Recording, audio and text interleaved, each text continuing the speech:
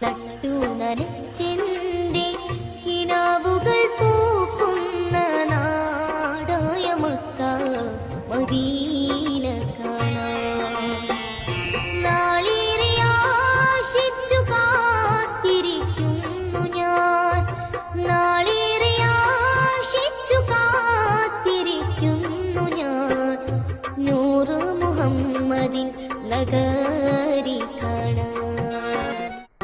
നട്ടു